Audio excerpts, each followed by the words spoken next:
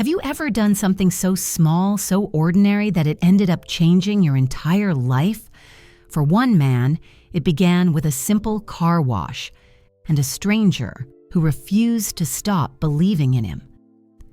The afternoon sun baked the cracked pavement of a quiet street corner.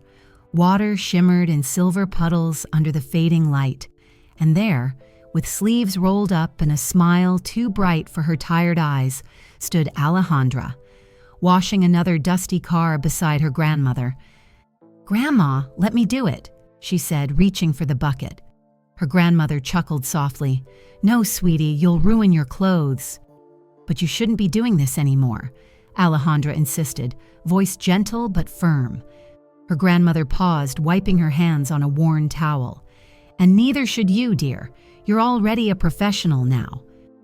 It's thanks to you that we're still here." Alejandra smiled. "As long as I can help you, I always will." The two of them worked side by side in silence, a harmony built over years of struggle. The neighborhood knew them. The woman who'd lost her husband too soon and the granddaughter who studied law by day and washed cars by night. The sound of spraying water mixed with the faint music from a nearby food stall. For most passers-by, it was an ordinary day. But for Alejandra, this was one of those days she whispered to herself, "Something's gonna change." She just didn't know how soon. A few minutes later, an old sedan pulled up. The driver stepped out. A man in his late 30s, well-dressed but carrying the exhaustion of someone who'd been losing battles for too long. "Good afternoon, sir," Alejandra greeted, drying her hands quickly. "I can clean your car's interior for just $3. He smiled politely, shaking his head. "No, thank you." She took a small step closer, half teasing, half hopeful. "Oh, come on, it's only for today, and since you'd be my first customer, I'll even throw in an air freshener for free." That made him stop. He looked at her, not just at her, but into her. There was something honest about this young woman, something he hadn't seen in a while. "That's very kind of you," he said finally. Then came a pause, a long, thoughtful pause. "Why are you looking at me like that?" she asked, laughing nervously. "Don't get the wrong idea." He smiled faintly. "Actually, I want to propose something to you." Alejandra blinked, caught between confusion and curiosity. "Propose something? I need you to pretend to be my lawyer." She nearly dropped the towel. "Your lawyer?" He nodded. "I have to meet my business partner to sign the sale papers for my company, but I can't go alone. He'll expect me to bring a lawyer." She frowned. "Then hire one." He laughed bitterly. "I only have $3 in my pocket, and nobody works for free."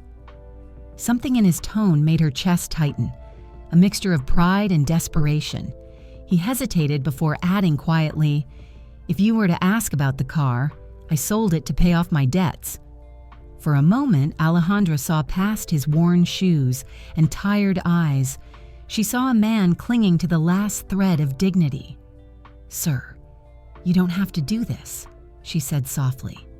"I know," he replied, voice trembling. "It's crazy, but I don't want to go alone." The silence between them stretched until Alejandra nodded. "I'll do it."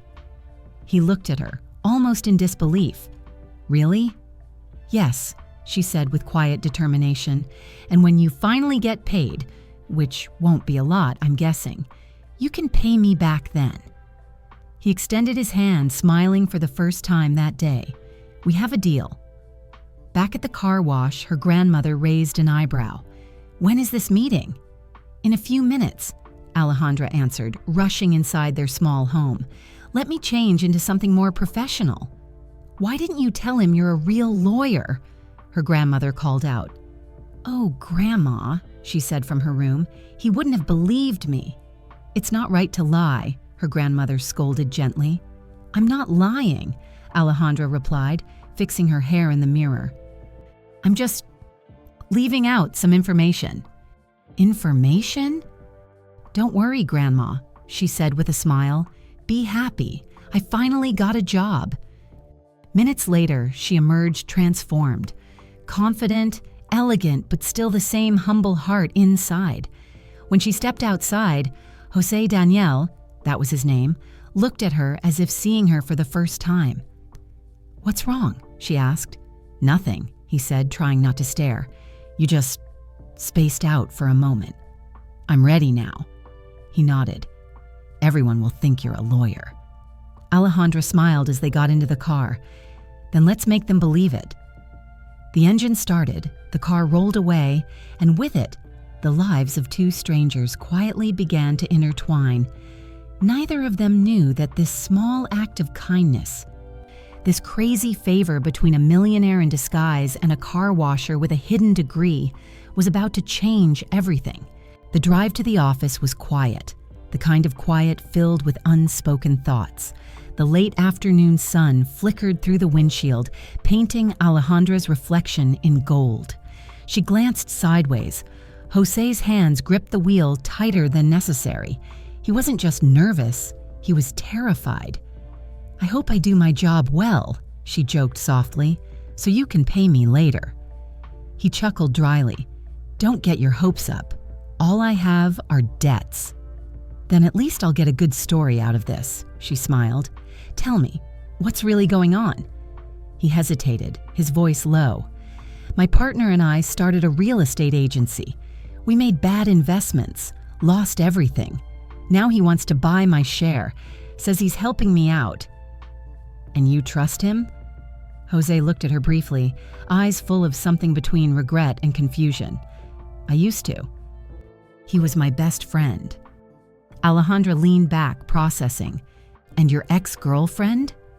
His hands froze for a second on the steering wheel. "What about her?" "She's here," she said quietly, nodding toward the building as they parked. And sure enough, standing by the entrance, flawless in a cream blazer, was Damaris. Jose's breath caught. "Now I know why she's here," he muttered. "Relax," Alejandra said, placing a calm hand on his arm. "Don't let them see you nervous. Trust yourself." He nodded slowly. "Let's go." Inside the office, the air was cold and expensive. Modern furniture, glass walls, the smell of coffee. Everything screamed success. But the energy was tense, heavy, rehearsed. "Jose!" a man's voice called out cheerfully. It was Paul Mendoza, Jose's business partner. Clean suit, confident smile, eyes like polished stone. "Good afternoon, Paul," Jose greeted cautiously. "Damaris," he added, almost whispering. Damaris turned with that careful smile people use when pretending everything's fine. "Jose Daniel, how nice to see you." Paul extended his hand to Alejandra. "And who might this be?" "She's my lawyer," Jose said firmly. Alejandra smiled politely. "Alejandra Jimenez." Paul raised an eyebrow, intrigued but dismissive. "A pleasure." They sat down around a sleek table. Damaris slid a folder across the glass. "Here are the purchase and settlement papers." Paul grinned, offering a pen. "Let's get this over with." But Alejandra didn't touch the pen. She flipped open the folder, scanning the documents with quiet precision. Her eyes moved quickly, her lawyer's mind switching on like a hidden engine. "Sir?" she said softly. "We should read the contract first." Jose hesitated. "It's fine, I just want to get this done." "No," she interrupted, calm but firm. "Please, let me do my job." The room fell silent. Even Paul seemed surprised by her confidence.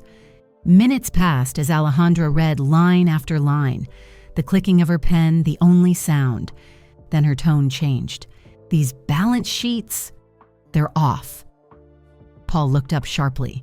"Excuse me?" "These numbers," she said, flipping a page. "They're inconsistent, and there are no certified accounting signatures." Damaris frowned. "They're just copies." Alejandra's voice grew sharper, professional. "Copies have no legal value, and several of these properties are listed as losses, even though they've already been sold. Where are the financial statements, the annexes?" "They're in another folder," Paul muttered. "I see," she said quietly, her tone slicing through the air. Then she turned to Jose. What I can tell you for sure is that this contract isn't fair. It's a trap." Damaris's lips parted. "A trap?" Paul slammed his palm against the table. "That's not true." Jose stood slowly. "Then you won't mind if my lawyer keeps these documents for review." Paul's eyes darted between them, panic creeping in behind his polished smile. "You're making a mistake, Jose." "No," Jose said, his voice steady for the first time in months. "I think I'm finally not." Outside, as the door closed behind them, Jose exhaled a long breath.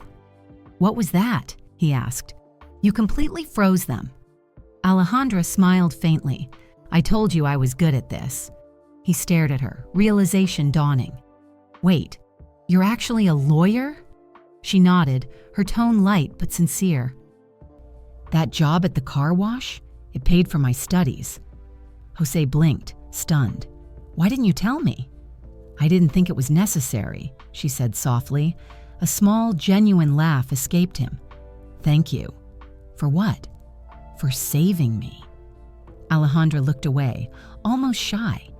"You're very naive, Jose Daniel. Or maybe you're just a good person in a world that doesn't believe in them anymore." He shrugged, smiling sadly. "My partner used to be my brother. I didn't think he'd hurt me." "He will," she said quietly, "and I'll prove it." He frowned. "I don't have money to pay you." She turned to him, firm and warm. "You will, when we win this case." "And if we don't?"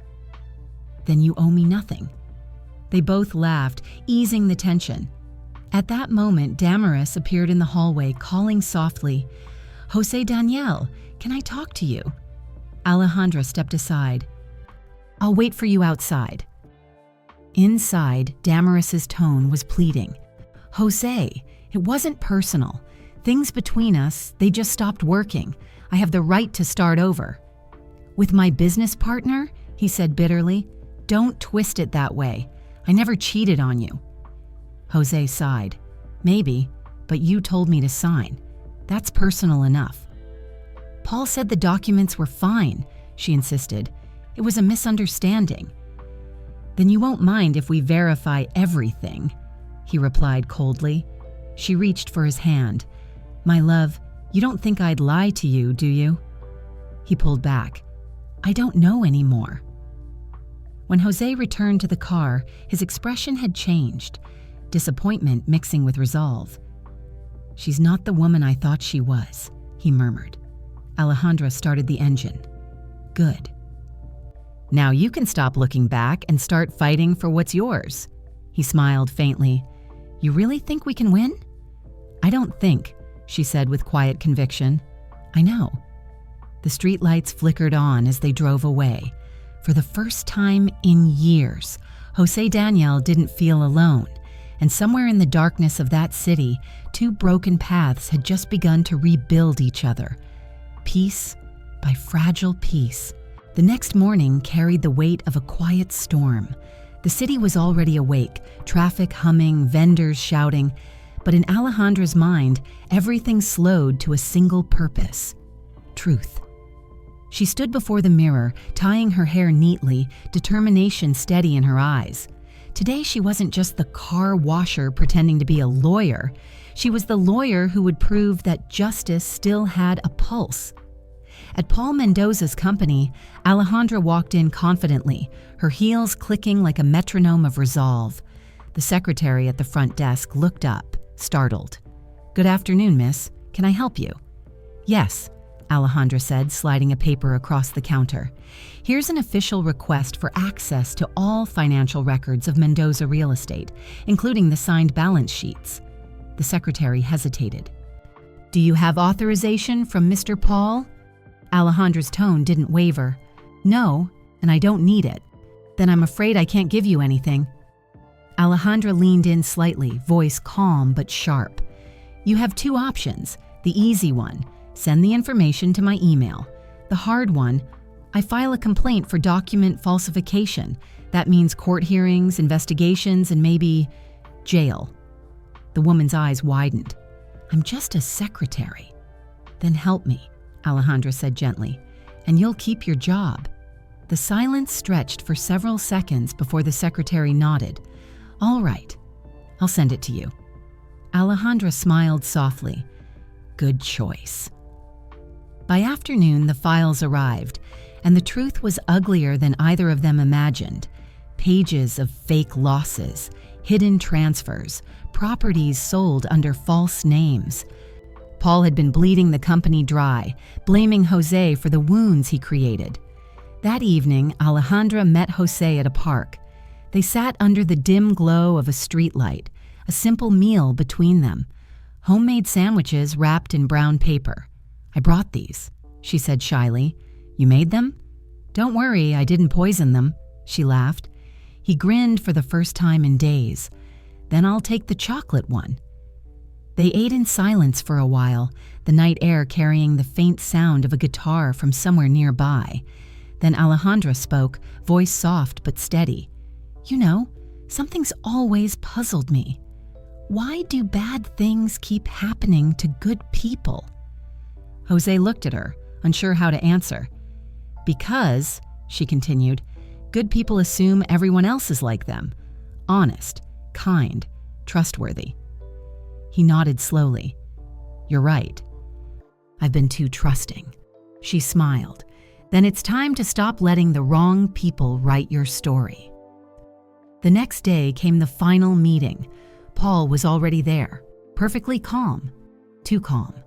Beside him, Damaris looked pale, her confidence cracked. "Jose, Danielle," Paul greeted, almost smug. "I assume you're here to sign at last?" Jose met his gaze squarely. "No, I'm here to cancel the settlement." Paul frowned. "Excuse me?" Alejandra stepped forward, placing 2 folders on the table. "These are the documents your secretary sent me. And these," she said, sliding another set forward, "are the notarized ones you gave us yesterday." Paul's smirk faltered. "I reviewed both," she continued. "They don't match. The signatures are fake. The statements were altered. And the company's real books show large profits, not losses." Damaris gasped. "Paul, is that true?" Paul straightened his tie, refusing to answer. Alejandra's tone grew colder. "You've been stealing from your partner for years, and by giving us these forged documents, you've just given me the evidence to prove it." Paul laughed nervously. "You think you can scare me? You have nothing." Jose opened his briefcase and placed a final paper on the table.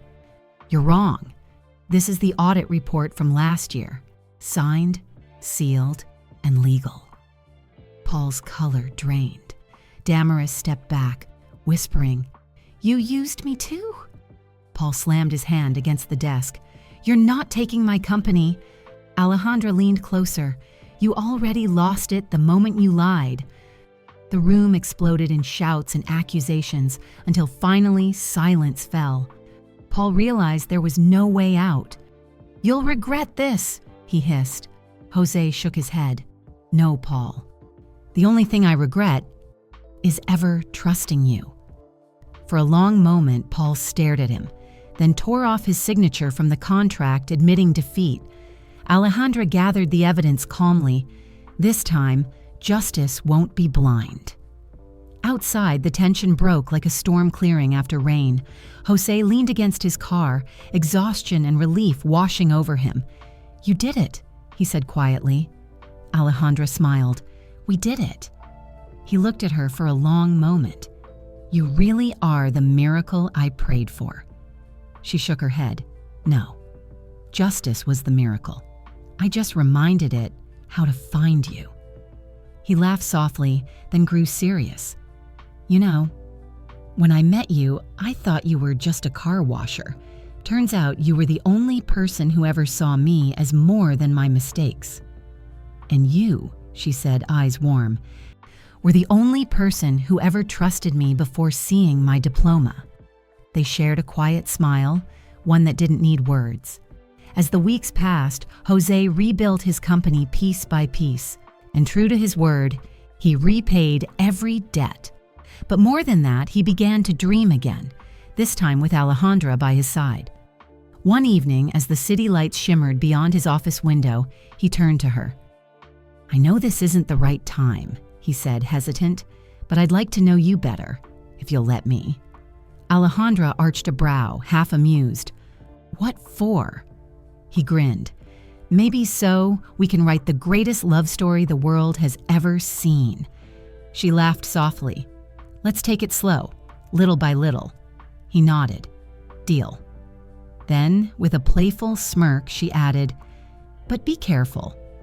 I'm a lawyer." Jose smiled. "That's exactly why I trust you." The camera would fade here, the light catching their faces as if sealing their new beginning in gold. Because sometimes the favor we do for a stranger isn't charity. It's destiny wearing work clothes. And when kindness meets courage, lives don't just change, they begin again. Sometimes life doesn't reward the loudest voices. It rewards the quiet ones, the people who choose integrity when no one's watching. What happened between Jose Daniel and Alejandra wasn't luck. It was a reminder that every small act of honesty plants a seed that can grow into something extraordinary. Let's look at the lessons this story left behind. 1. Never judge someone by their job or appearance.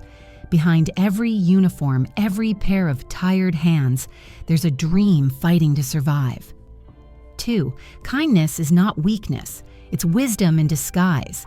Alejandra didn't help Jose because she needed something.